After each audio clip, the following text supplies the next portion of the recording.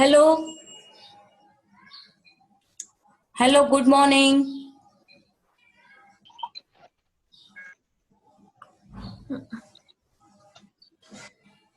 Hello, good morning to all of you. Kavita, Ujala. Good morning ma'am.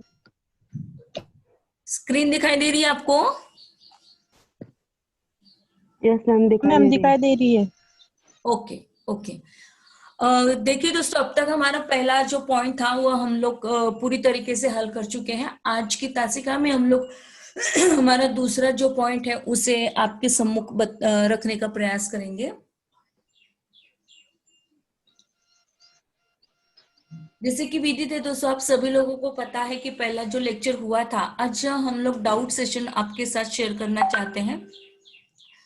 आपको भाषा की परिभाषा, स्वरूप, विशेषता, ये जो 3 पॉइंट हमारे हुए हैं, उसमें यदि आपको किसी को कोई सवाल होता है तो आप लोग बात कीजिएगा अभी।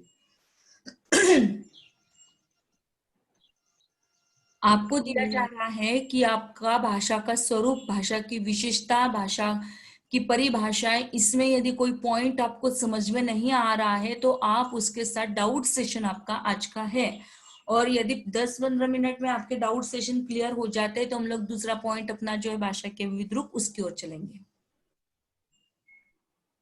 मैम। हाँ जी। Hello ma'am. हाँ बोलिए बेटा।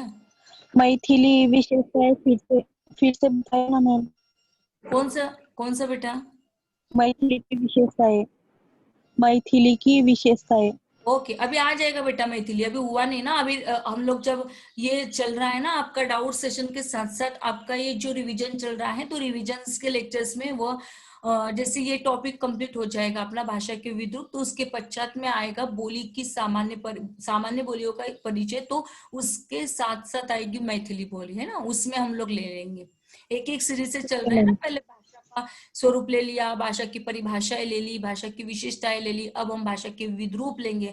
पहले तो बोली जानेंगे ना, बोली भाषा कैसे बनती है, और उसके पश्चात हम लोग मैथिली पर जाएंगे, ब्रज पर जाएंगे, ऐसा है ना। होगा बेटा, वो लेक्चर भी होगा, लेकिन आपको ना शुरू से लेकर एंड तक जुड़ना होगा।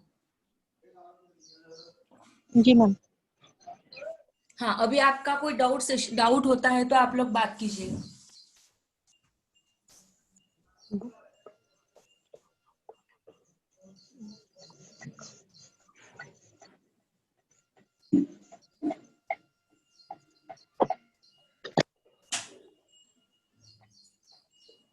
मैम, परिनिष्ठित भाषा एक बार फिर से समझाइए। हाँ जी। परिनिष्ठित भाषा एक बार फिर से समझाइए। हाँ ठीक है, मतलब आपको पहला जो लेक्चर है उसमें किसी को कोई डाउट नहीं है, ऐसा ही ना?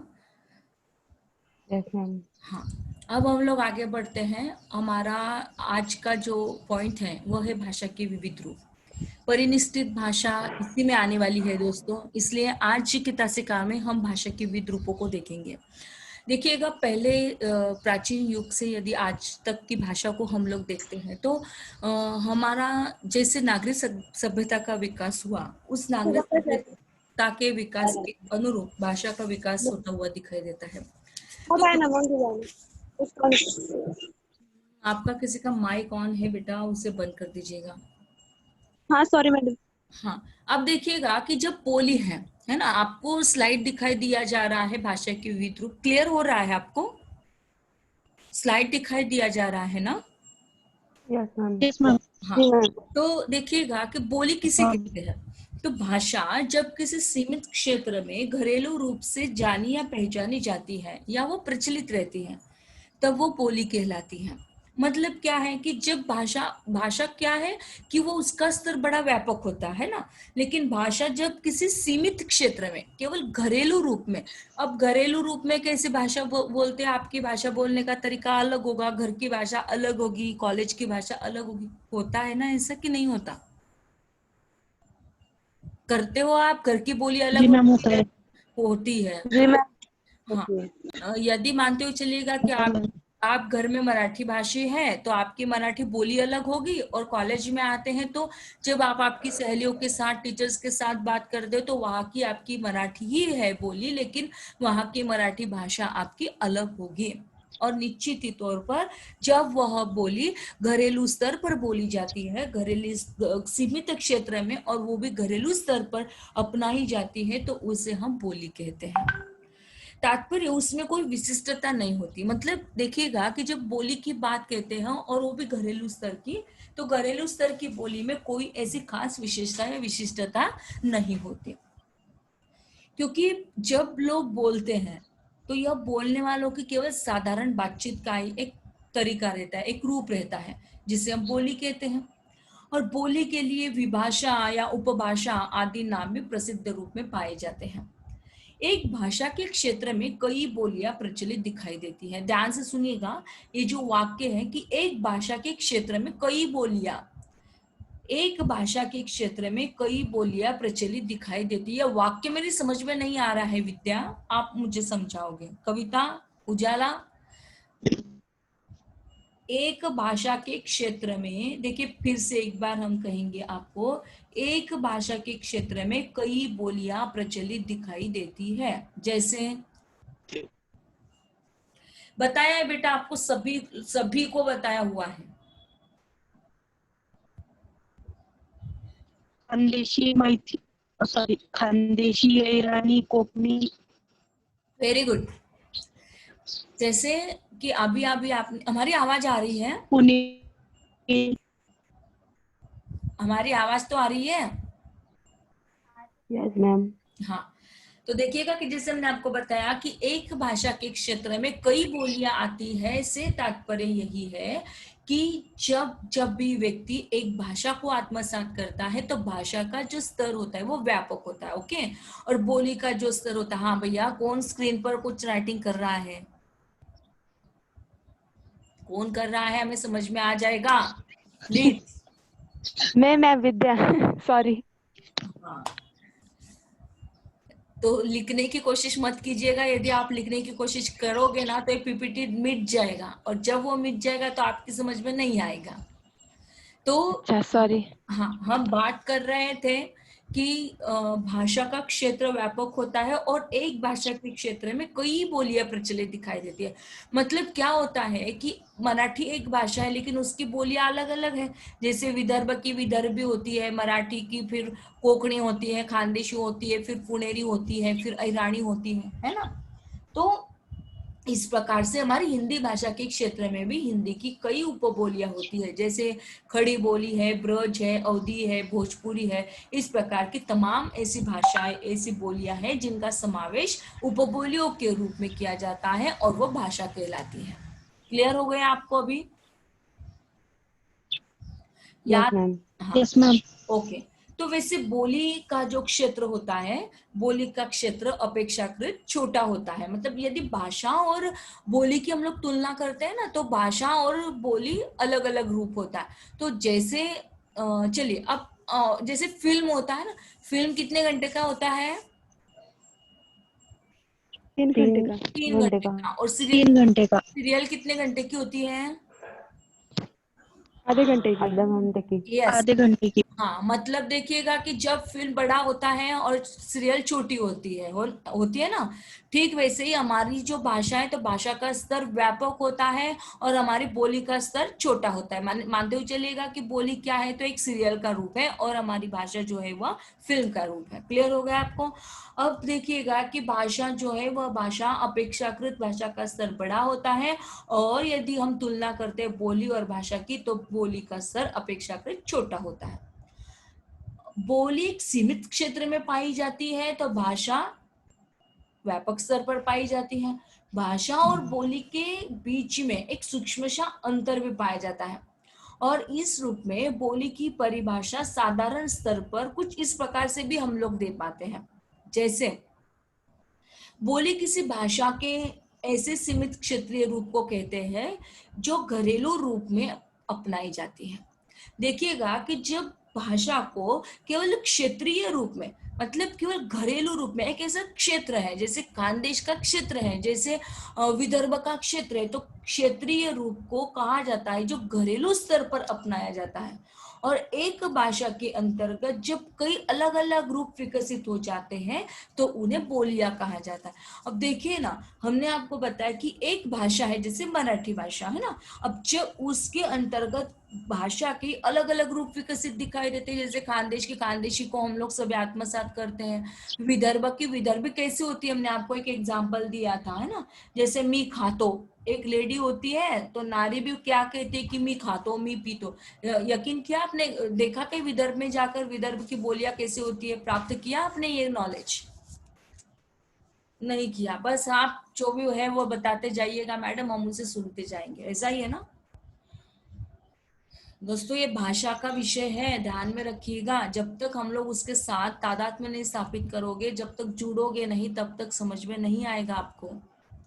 सामान्यतः बोली तब तक कही जा सकती है जब तक उसे साहित्य, धर्म, व्यापार, राजनीति के कारण महत्व प्राप्त नहीं होता, और जब तक पड़ोसी बोलियों के बोलने वाले उसे समझ भी न सके। अन्य बोलियों के बोलने वाले जब पड़ोसी बोलियों को समझने लग जाते तब संभवतः वह भाषा बन जाती है। देखिएगा कि ये जो बोली है, यह बोली कब भाषा बनती है। अब आपका नेक्स्ट, आपको बोली समझ में आ गई, बोली की परिभाषा एवं उसका परिचय समझ में आ गया। अब हम तीसरे पॉइंट पर चलते हैं दोस्तों, अत्यंत महत्वपूर्ण पॉइंट है यह आपके विषय का, भाषा के विविध रूपों का बहुत ही अत्यंत महत्वपूर्ण प्रश्न। आपको प्रश्न ऐसा भी पूछा जा सकता है कि बोलियों के महत्व, इस टॉपिक में आपको परिनिष्ठित भाषा, राजभाषा, राष्ट्रभाषा, इस पर केवल शॉर्ट नोट पूछी जाएगी, ध्यान में रखिएगा, है ना। आपको बड़ा प्रश्न किस जगह पर पूछा जाएगा, तो बोलियों के महत्व प्राप्त होने के जो कारण है उसे आप सोदाहरण स्पष्ट कीजिए, ऐसा आपका ब्रॉड क्वेश्चन होगा, ध्यान में रखिएगा। और परिनिष्ठित भाषा, राजभाषा, राष्ट्रभाषा या राष्ट्रभाषा और राजभाषा का तात्विक अंतर, इनमें केवल और केवल आपको शॉर्ट नोट पूछी जा सकती है। ये डाउट सेशन है बेटा, यहाँ पर केवल लेक्चर्स नहीं चलेगा, क्योंकि ऑलरेडी हम इसका लेक्चर दे चुके हैं, और लेक्चर्स दे चुके नहीं है बल्कि वीडियो आप लोगों तक हम लोग अपलोड करवा रहे हैं ना। ये आप बिल्कुल मत समझेगा कि यहाँ पर जो चल रहा है वह हमारे लिए नहीं है, ये सारी चीजें रिपीटेशंस के तौर पर है और आप ही लोगों को दी जा रही हैं। आप हमें ये बताइएगा कितने लोगों की वीडियो आपको ऐसे अपलोड करके मिल रहे हैं, सभी लोग ऐसा ही कार्य कर रहे हैं क्या?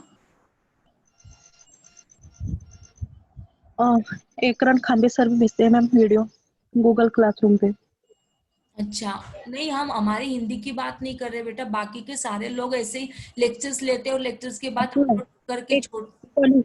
जी मैम, पॉलिटिकल का हमारा। चौगुले सर भी वीडियो डालते हैं। अच्छा, मतलब उनका लेक्चर होता है पहले और लेक्चर के बाद में वीडियो डालते हैं, ऐसा? नहीं, नहीं, लेक्चर डायरेक्टली लेक्चर नहीं वीडियो होता। डालते हैं। ओके, मतलब एक भी व्यक्ति का ऐसा नहीं हो रहा है कि जिनका लेक्चर पहले चल रहा है और वही लेक्चर्स की जो सारी चीजें हैं वह अपलोड करके गूगल क्लासरूम में डाली जा रहे हैं, ऐसा हो रहा है क्या? नहीं मैम, ऐसा नहीं हो रहा। देखिए, नहीं, देखिए फिर ये क्या हो रहा है बेटा, आपका रिपीटेशन नहीं, हम यूं कहेंगे कि आपका ये थर्ड रिवीजन चल रहा है। पहला तो जब आप लोग साथ में थे, अब जैसे 5 लोग आप लोग साथ में होते हो हमेशा, विद्या, कविता, वैशाली, और कौन बाकी है? उजाला। उजाला, और एक नाम भूल गए, और एक कौन बाकी? दीपाली। हाँ, दीपाली। दीपाली, है ना। तो 5 लोग यदि आप हमेशा रहते हो बेटा लेक्चर्स में, तो ये पांचों की पांचों रहते हो तो आपका यहाँ पर आप ही के लिए लेक्चर चल रहे हैं ना। अब ये जब रिवीजन हम सबका हो जाएगा, लेक्चर्स के लिए होते हैं, वही लेक्चर्स का आप लोगों ने यदि गूगल क्लासरूम में जाकर देखे होंगे तो वही बातें हैं, है ना। कुछ अलग से उसमें कट शॉर्ट बिल्कुल नहीं करते, एज इट जैसा हम यहाँ पर पढ़ाते हैं ना, ऐसा का ऐसा उठाकर हम लोग उसे यूट्यूब पे डलवा देते हैं और यूट्यूब का जैसा का वैसा आपको गूगल क्लासरूम पर अवेलेबल हो जाता है। मतलब आपका कहना यूं है कि किसी भी टीचर्स का आपको वीडियो रिकॉर्डेड दोबारा नहीं मिल पा रहा है। ओके। अब हमारा जो लेक्चर है वह लेक्चर आपको दोबारा मिल रहा है। पहली बार तो आप लोग लेक्चर कर रहे हो, दूसरी बार आपको गूगल क्लासरूम में मिल रहा है, तीसरी बार आपका ये जो रिवीजन चल रहा है, मुझे नहीं लगता बेटा कि इतनी कोई मेहनत दूसरा कोई टीचर कर रहा है। मैं ये नहीं कहना चाहती कि हम बहुत ज्यादा मेहनत करें, लेकिन फायदा आप लोगों को कितना लेना है, बस मेरा फोकस इस जगह पर है ना। तो जो डाउट सेशन आपका चलता जी है मैम। उसमें आप पूरी तरीके से सम्मिलित हो जाइएगा। अदरवाइज आप यह कहोगे कि मैडम रूबरू होना है, तो कल से हम लोग रूबरू हो जाएंगे, मतलब चर्चा करेंगे हम लोग, या आपको ये जो पीपीटी है या ये जो स्लाइड शो आपको दिखाया जा रहा है, या इसीलिए दिखाया जा रहा है आपके साथ बात भी कर रहे, और शायद आपकी जो कॉपी है उसमें आप लिख भी रहे होंगे, है ना। इसलिए ये सारी चीजें हो रही है कि आपका पुनरावृत्ति हो जाएगा, रिवीजन हो जाएगा, पुनर्रिवीजन हो जाएगा। अब भी पुनरावलोकन हो रहा है हमारा, रिवीजन नहीं है। रिवीजन जो एक बार पढ़ा दिया गया और दूसरी बार आपसे चर्चा की गई, दैट्स कॉल्ड रिवीजन। और पुनरावलोकन उसे कहते हैं कि जो बार बार पुनरावृत्ति उसकी हो रही, तो हमारी बार बार पुनरावृत्ति हो रही है, ये बात ध्यान में रखिएगा, ठीक है। क्लियर हो रहा है आपको? जी मैम, हो रहा है। हाँ जी मैम। हाँ, तो देखिएगा कि अब हमारा बोली और टॉपिक क्लियर हो गया है, बोली की परिभाषा एवं परिचय क्लियर हो गया है। अब इन 2 पॉइंट्स के संदर्भ में आपको कुछ चर्चा करनी है, डिस्कस करना है। अब आपके लिए मंच खुला है, अब आपके माइक्स को ऑन कर दीजिएगा और अभी आप लोग चर्चा कीजिएगा कि मैडम इसके साथ ये भी तो हो सकता है, आपने ये कहा घरेलू स्तर पर हो सकता है। देखिएगा कि हमने आपको मराठी या बोली का बताया, आप तो और अधिकाधिक बोलियों का, अधिक दूसरी भाषाओं का, गुजराती भाषा का बता सकते हैं, तमिल भाषा का बता सकते हैं। जो आपको लगता है इस संदर्भ में आप लोग भी डिस्कस कर सकते हैं। जरूरी नहीं है कि लेक्चर्स में केवल हम लोग लेक्चर्स और आप लोग उसे सुन पाए, बताते जाइएगा, आप लोग भी बोलते जाइएगा।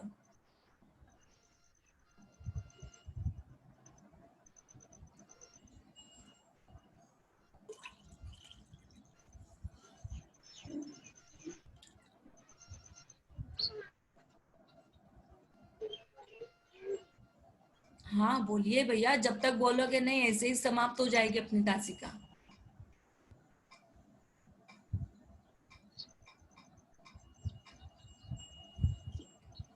चलिए कोई बात नहीं, हम लोग चलते हैं। बोली क्या है समझ लिया। बोली एक सीमित क्षेत्र से निकलती घरेलू स्तर पे अपनाई जाती है, उसे बोली कहा जाता है। साधारण बातचीत का ही वह एक रूप होता है। बोली को विभाषा और उपभाषा के रूप में भी जाना जाता है।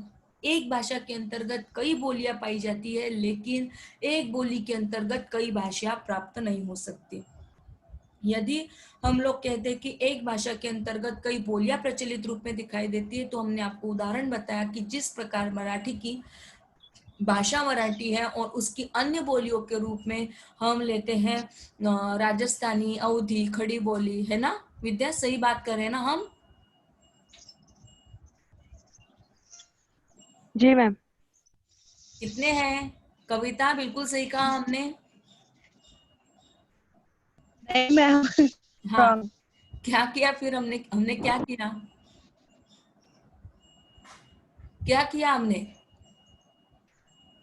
किसी पर भी भरोसा मत रखिए। मराठी भाषा की उपबोली आपने। हाँ, मराठी भाषा की उपबोलियां है, खड़ी बोली है, राजस्थानी हिंदी है ना। देखिए यही है। अब आपका नहीं मैम। अभी पता चल जाता है कि आप कितने लोग यहाँ पर है। विद्या, आप यहाँ पर नहीं हो बेटा, कुछ काम कर रही हो, छोड़ दो अपने हाथों का काम और लग जाओ अपने लेक्चर्स के लिए, है ना। नहीं मैम, जो भी कार्य कर रही हो आ जाइए। नहीं वो लिख रही थी मैं नोट। ओके, लिख रहे थे तो आपने गलत लिखा है। फिर आपने गलत लिखा है कि मराठी भाषा की अवधि खड़ी बोली होती है। बेटा ध्यान में रखिएगा कि मराठी भाषा है और मराठी भाषा की बोलियों को हम लोग ब्रज अवधि नहीं कहते, बल्कि वह खानदेशी है, वह विदर्भी है, वह पुणेरी है, वह कोंकणी है। मुझे लगता है कि ये वाक्य बताते बताते आपके कानों में यह वाक्य गूंजने लग रहा होगा लेक्चर होने के बाद कि नहीं मैम ने ये सारी चीजें बताई, ये बताई, ये बताई। जब हम लोग रिपीटिशन करते हैं, बार बार उस वीडियो को देखते देखते ही, क्या वीडियो सही में बताइएगा आप यस मैम। नहीं देख रहे हो, देख रहे होगे तो यह इस प्रकार की चर्चा नहीं होती आज की तासिका में। तो देखिए आप लोगों के लिए बनाए गए हैं, आप उसका फायदा लीजिए बेटा, आप ही के लिए बनाए गए, ध्यान में रखिएगा, केवल हमारे कॉलेज के लिए बनाए गए हैं, लेकिन यूट्यूब पर इसलिए डलवाए हैं क्योंकि बाकी के बच्चों की, जैसे नाटा कॉलेज में हम लोग कार्य कर रहे थे तो उन बच्चों की भी जिज्ञासा थी, मैम हमें भी आपका लेक्चर सुनना है, फिर हमने उसे खुला कर दिया। अदरवाइज जिसके पास एक्सेस होता है वही बच्चे उसे देख पाते, ये भी एक फंडा होता है, इसलिए हमने यूट्यूब पे डलवाने का प्रयास किया है ना। तो प्लीज आप उन सभी लेक्चर्स को बहुत अच्छे से पढ़िए, सुनिए, लिखिए वहां से जो मिल रहा है, ऐसे मत बैठिए बेटा, समय ऐसे ही चला जाएगा, आपके एग्जाम कब आ जाएगी ना तो आपको पता भी नहीं चलेगा। तो आगे बढ़ते हैं। तो बोली क्या है, तो भाषा जब किसी सीमित क्षेत्र से निकलकर घरेलू सुर पर जानी जाती है, पहचानी जाती है, तो उसे हम बोली कहते हैं। तात्पर्य बिल्कुल क्लियर है कि बोलने वालों का साधारण बातचीत का एक रूप होता है, उसे हम बोली कहते हैं। बोली को विभाषा, उपभाषा आदि के नामों से भी जाना जाता है। एक भाषा के क्षेत्र में कई बोलियां प्रचलित दिखाई देती है, जैसे मराठी भाषा के क्षेत्र में मराठी उपबोलियां, मराठी की कोंकणी है, खानदेशी है, विदर्भी है, पुणेरी है, विदर्भी है, इस प्रकार से। और ठीक उस प्रकार हिंदी भाषा के क्षेत्र में हिंदी की कई उपबोलियों का रूप दिखाई देता है, जैसे खड़ी बोली है, ब्रज है, अवधी है, भोजपुरी आदि भाषाओं का समावेश किया जाता है। तात्पर्य एक ही है कि एक भाषा के अंतर्गत कई बोलियां प्रचलित दिखाई देती है।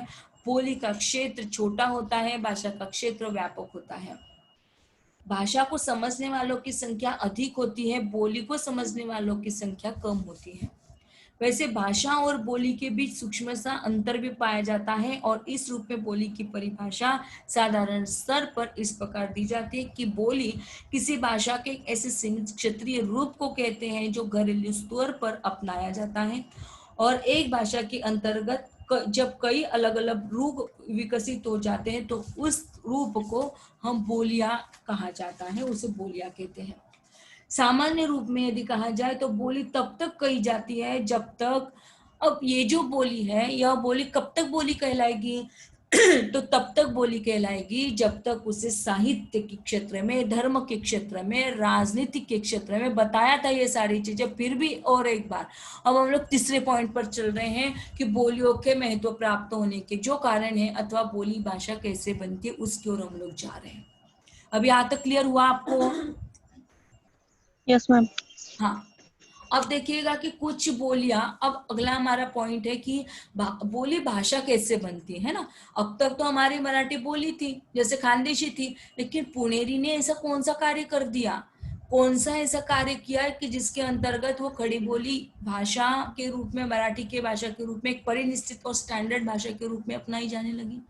तो कौन सा ऐसा कार्य होगा, कौन कौन से ऐसी क्वालिटी होगी, कौन कौन से ऐसे गुण उसमें सम्मिलित हुए होंगे, या कौन कौन से ऐसे रीजन रहे होंगे कि जिन रीजनों को देने के पश्चात ही वो बोली भाषा कहलाए। तो सबसे मूल कारण होता है कि कुछ बोलियां जब अपनी अन्य सहयोगी बहनों से बिल्कुल अलग हो जाती हैं। हम तो एक जैसा पढ़ा रहे हैं आपको सभी को, अब 4 या 5 लोग, आप देखिएगा आप लोगों, मुझे पता नहीं है एक्चुअली, रिजल्ट तो हमने रिजल्ट एनालिसिस किया लेकिन पूरा नहीं कर पाए, इसलिए मुझे पता नहीं चल पा रहा है आप में से किसका फर्स्ट नंबर आया है, किसका आता है हमेशा।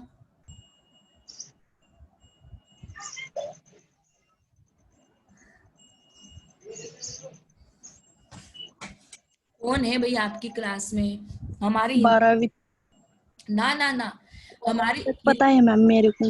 हाँ, हिंदी स्पेशल में कौन फर्स्ट, 12वीं तक ही पता है। कौन?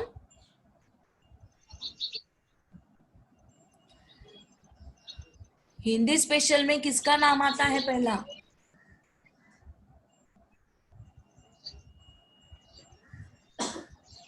आप ऐसे कोई है क्या ऐसा कि जो पहले नंबर पर आता है हमेशा?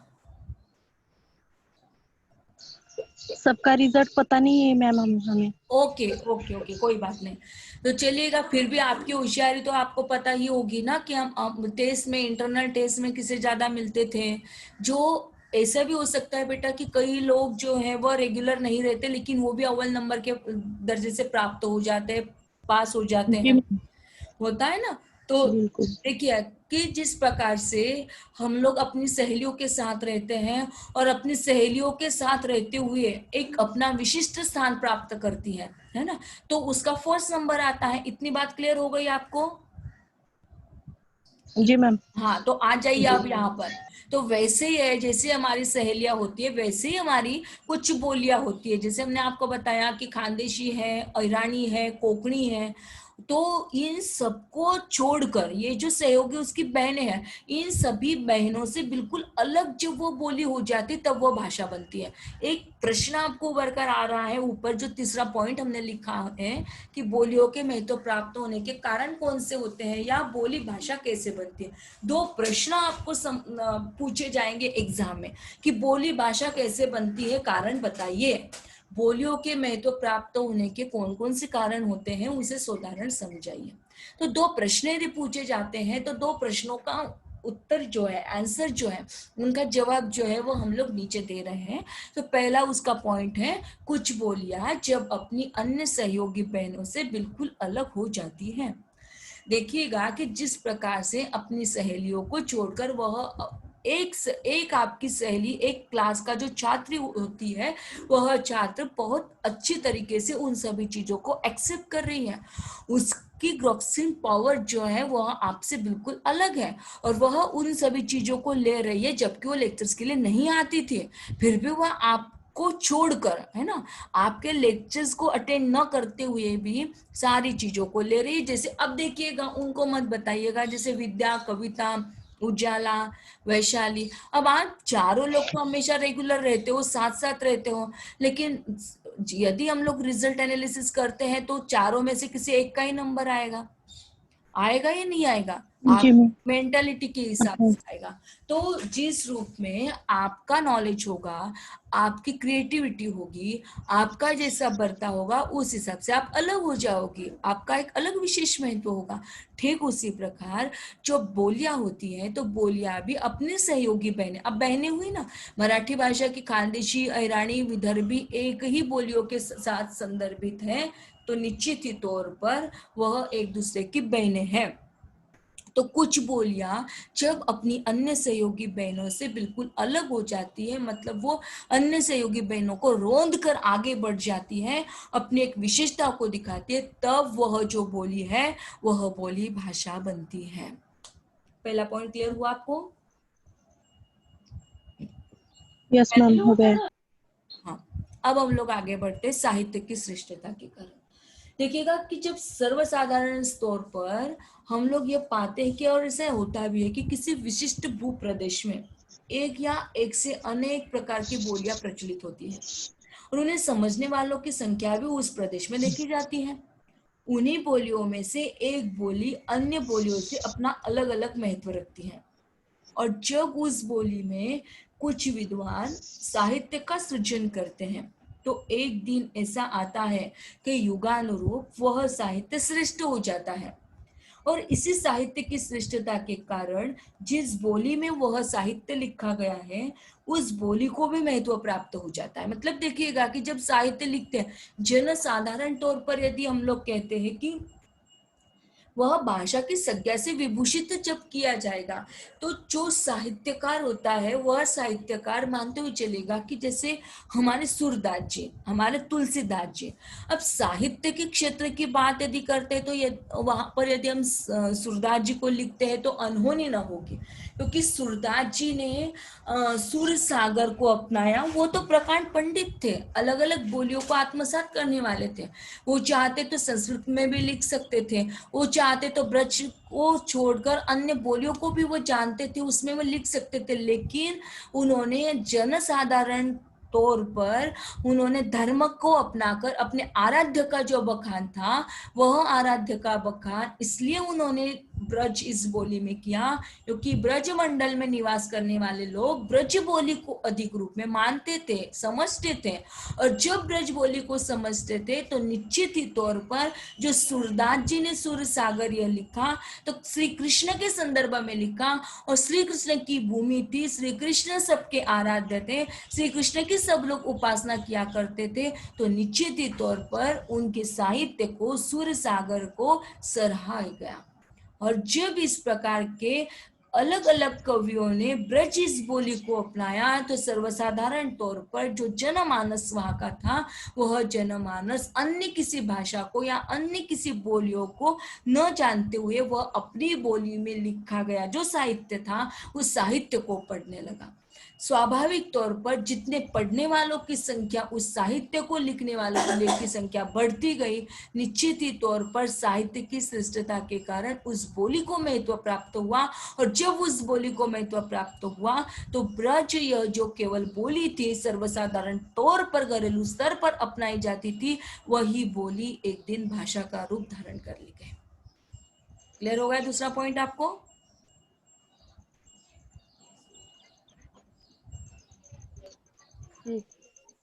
समझ में आ रहा है भैया या नहीं आ रहा है? ये आपका रिवीजन चल रहा है? क्लियर हो रहा है? जी मैम, हो रहा है। क्या हो रहा है बताइए थोड़ा।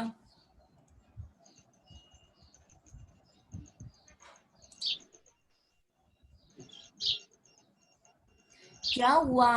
सब लोग बताते जाइए। अभी यहाँ तक आए, सभी को समझ में आया या नहीं आया?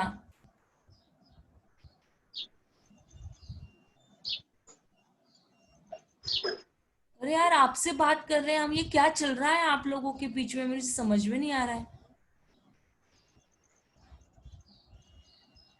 वैशाली, कविता, विद्या, उजाला, सुनाई तो दिया जा रहा है ना आपको कि सुनाई भी नहीं देता है? जी मैम, सुनाई दे रहा है। अरे तो बात तो करो कम से कम।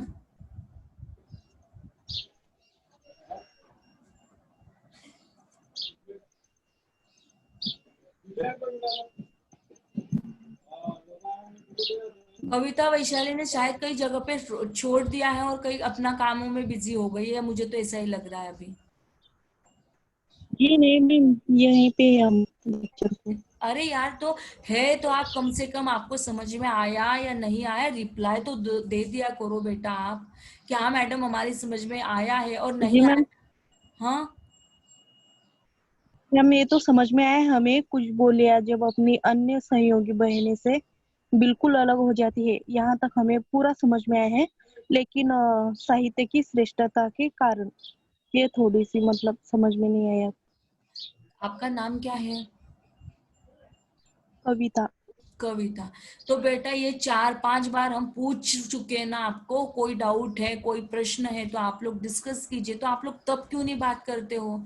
ये मतलब क्यों मजबूर करते हो यार बोलने के लिए? कि कितनी बार हम बोलते हैं कि बेटा समझ में आ रहा है, तो बिल्कुल बिना बोले चुप्पी साधे हुए बैठते हो, है ना? ये तो बहुत गंदी बात है, बहुत ही गंदी बात है। मतलब ऐसा लग रहा है कि आपको हम पढ़ाते चले जा रहे हैं, आपको समझाते चले जा रहे हैं, आपको समझ में आ रहा है या नहीं आ रहा है वो भी बात नहीं कर सकते आप। मतलब कितना, आपसे आपकी मम्मी यदि बात करती तो आप ऐसे ही करते हो क्या? आपकी मम्मा आपके साथ जब बात करती है तो आप बिना बोले चुप्पी साधे बैठते हो गूंगी का गुटका कर? होता है क्या ऐसा आपके घर में बर्ताव? आपके नहीं आपके घरों में ऐसा ही बर्ताव होता है क्या? नहीं मैम। फिर आपसे यदि आपका टीचर प्रश्न कर रहा है कि क्या आपको समझ में आ रहा है या नहीं आ रहा है, तो बस हाँ या ना में जवाब दीजिएगा। वो भी नहीं कर रहे हैं। चलिए कोई बात नहीं। कविता कविता का ही प्रश्न था कि साहित्य की श्रेष्ठता के कारण क्लियर नहीं हो पा रहा है। तो बेटा साहित्य की श्रेष्ठता के कारण नहीं ये जो पॉइंट है, यह पॉइंट इसलिए आपको क्लियर नहीं हो रहा है क्योंकि साहित्य जो होता है, देखिएगा कि जैसे हम लोग बात कर रहे हैं अपने साहित्य की, है ना? तो साहित्य यदि हम लोग दूसरे किसी भाषा में लिखे, दूसरे किसी बोली में लिखे तो हम उसे समझ नहीं पाएंगे, है ना? तो सूरदास जी ने क्या किया? सूरदास जी ने जब उनका साहित्य लिखा तो उनका जो जन साहित्य था, वहां की जो बोली थी वह निश्चित ही तौर पर ब्रज को लेकर थी, है ना? तुलसीदास जी ने जो साहित्य लिखा वो अवधि में लिखा। वह चाहते दोनों भी या अन्य प्रकार के जितने साहित्यकार थे, वह साहित्यकार यदि चाहते तो वह संस्कृत में लिख सकते थे, दूसरी बोलियों में लिख सकते थे, लेकिन उन्होंने ऐसा कार्य इसलिए नहीं किया क्योंकि वहां का जो जनमानस था, वहां के जो लोग थे, वह केवल और केवल ब्रज भाषा को आत्मसात करते थे, ब्रज बोली को आत्मसात करते थे। अयोध्या की यदि बात करते हैं तो अयोध्या में तुलसीदास जी रहा करते थे, तो ब्रज एक जगह पर था और तुलसीदास जी एक जगह पर थे। तो इस प्रकार से उन्होंने साहित्य का निर्माण किया, और साहित्य को लिखते समय उन्होंने यह बात जरूर ध्यान में रखी कि संस्कृत में यदि लिखते, अंग्रेजी में यदि लिखते, तो वहां का जनसामान्य लोग जो था, वह जनसामान्य केवल ब्रज बोली को आत्मसात करने वाला था, तो वह फिर दूसरी भाषाओं में यदि लिखते तो वह लोग समझ नहीं पाते। और इसलिए उन्होंने जन सामान्य की बोली में लिखा ताकि उनके साहित्य को लोग समझे, पहचाने, कृष्ण की पहचान बने, उनके आराध्य का वो बखान कर सके। और इसलिए उन्होंने जो साहित्य का निर्माण किया सूरदास जी ने सुरसागर के माध्यम से, तो यह साहित्य उनको जनसामान्य तक पहुंचाया। पढ़ने वालों की संख्या बढ़ गई, लिखने वालों की संख्या बढ़ गई, और धीरे धीरे उन बोलियों को महत्व हुआ। और जब उन बोलियों को महत्व प्राप्त हुआ, साहित्य को महत्व प्राप्त हुआ, और फिर वो जो साधारण तौर पर बोली जाने वाली बोली थी, जो घरेलू स्तर पर अपनाई जाने वाली थी, जन सामान्य के तौर पर अपनाई जाने वाली थी, वह भाषा बन गई। अब क्लियर हुआ बेटा आपको? जी मैम, हो गए। हाँ, ऐसे प्रश्न करते जाइएगा बेटा कि मैडम ये पॉइंट मेरा क्लियर नहीं हो रहा है। ऐसे जब बीच बीच में बोलते जाओगे ना तो मुझे क्लियर हो जाएगा। एक तो पहली चीज है बेटा, आप लोग हमारे सामने नहीं रहते ना, दिखाई नहीं देते हो, और जब दिखाई भी नहीं देते और बात भी नहीं करते तो मुझे लगता है कि कहीं हमारा लेक्चर अकेले अकेले तो नहीं चल रहा है, सारे बच्चों ने मोबाइल किसी जगह पे डाल दिया और हम ही बातें करते रहते, ऐसा नहीं होना चाहिए ना। तो आप लोग बीच बीच में बोलते जाइएगा। तो यहाँ तक क्लियर हुआ आपको बोली क्या है, बोली की परिभाषा, बोली का महत्व प्राप्त होने के कारण, यहाँ तक क्लियर हुआ? जी ma'am. Yes ma'am. Very good, very good. ऐसे ही बस जी मैम, हाँ ma'am, yes ma'am, no ma'am करते जाइए ताकि हमें समझ में आए। और जो नहीं क्लियर होता है ना उसके साथ भी चर्चा कीजिएगा आप। तो हम लोग आगे बढ़ते हैं। अब धार्मिक श्रेष्ठता के कारण, हाँ, और एक चीज आपसे कहनी बेटा कि इसके पश्चात एक तासिका हमारी गैप है, उसके बाद हमारा शायद 9 बजे की तासिका है ना। तो 9 बजे की तासिका में आपका यात्रा साहित्य, उसमें भी आप सभी लोगों को जुड़ना है, क्योंकि आज आपको जो 4 पॉइंट्स कल के ठीक है। बाकी थे उसे आपको पढ़ाने हैं।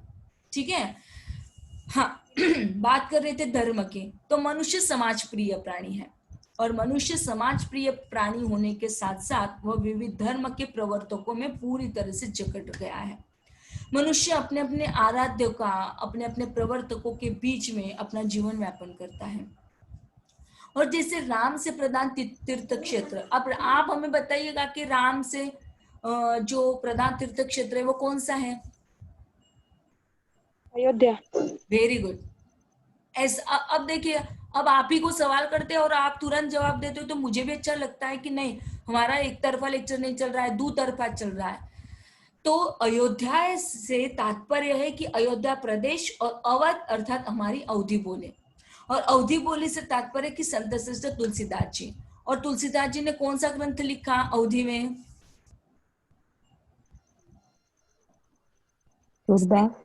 श्री रामचरितमानस, है ना। अब श्री रामचरितमानस का जब सृजन हुआ तो अब निश्चित ही तौर पर धार्मिकता के आधार पर राम काव्य होने के कारण अवधि बोली को महत्व प्राप्त हुआ। और आज हमारी अवधि बोली न होते हुए अवधि भाषा बन गई, क्योंकि जिस प्रकार राम की अयोध्या, अवध और अवधि का विकास हुआ, और उसी प्रकार कृष्ण संबंधित मथुरा अर्थात ब्रज भूमि का श्री कृष्ण की भूमि होने के कारण ब्रज को महत्व प्राप्त हुआ। और जब इस क्षेत्र की प्रमुख बोली ब्रज में श्री कृष्ण से संबंधित काव्य ब्रज बोली में लिखा गया, फलतः ब्रज बोली को महत्व प्राप्त हुआ। एक जगह पर वह महत्व इतना गहन हो गया कि कई सदियों तक वह साहित्य की भाषा बनी रही। मतलब देखिएगा कि जब साहित्य की श्रेष्ठता के कारण हम लोग देख चुके हैं, वही कारण धर्म के क्षेत्र में भी है।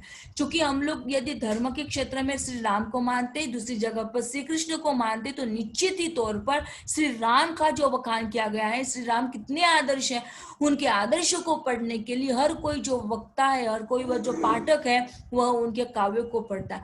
और निश्चित ही तौर पर सदियों तक, मतलब आज भी यदि हम लोग देखते तो हिंदुओं के घर में श्री रामचरितमानस होता होता ही है। सूरदास जी उस ब्रज मंडल के स्थित में रहने वाले मथुरा, आगरा, अलीगढ़, धौलपुर के बीच में वह बोली आज भी अपनाई जाती है। तो धार्मिक श्रेष्ठता के कारण यह आपका भी क्लियर हो गया। यहां तक समझ में आया बेटा आपको? जी ma'am. Very good, very good. अब देखिएगा कि बोलने वालों का महत्वपूर्ण होना ही बोली को महत्वपूर्ण बना देता है। अब साधारण तौर पर ऐसा देखा जाता है कि भाषा या बोली को बोलने वाले भी महत्वपूर्ण माने जाते हैं। अब कैसे कि उस केवल बोली को महत्वपूर्ण बना देना या बोली को ही भाषा का रूप प्रदान करना, क्योंकि उस जन भाषा में, उस भाषा में बोली का कुछ अपना एक विशेष महत्व होता है ना। जैसे अंग्रेजी एक मूलतः जो बोली है, परंतु आज आधुनिक काल में व्यापार या अन्य कारणों से विश्व भर में उसका जाल यदि फैल गया है, तो व्यापार के कारण अंग्रेजी को महत्व प्राप्त हो गया और साथ में अंग्रेजी बोलने वालों को भी। और आज तो अंग्रेजी विश्व की एक भाषा के रूप में, एक व्यापारिक